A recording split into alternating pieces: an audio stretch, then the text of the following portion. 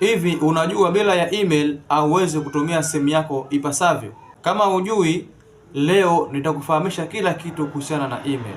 Email ni electronic mail, yani ni njia ya kutuma na kupokea ujumbe kwa kutumia internet. Ni kama barua za kawaida tu, lakini hii ni ya kidigitali na ujumbe wake unatumwa kwa haraka sana. Labda kama hujui, nikufahamishe email inafananaje. Email mfano wake ni kama chazatech@gmail.com.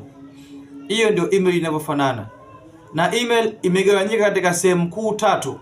Kwanza kuna jina lako, pili kuna kiunganishi, alafu tatu kuna jina la mtoa huduma.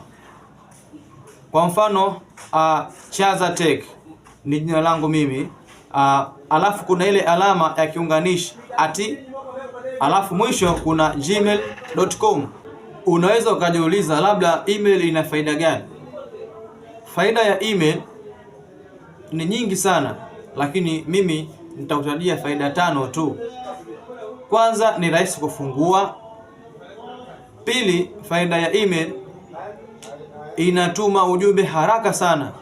Faida ya 3, unaweza ukatuma picha, video na documents mbalimbali. Faida ya 4, unaweza ukafungulia akaunti nyingine kama Facebook, YouTube, TikTok. Na faida ya 5, unatumia kwenye kazi au biashara. Kumbuka, email yako ndio utambulisho wako mtandaoni.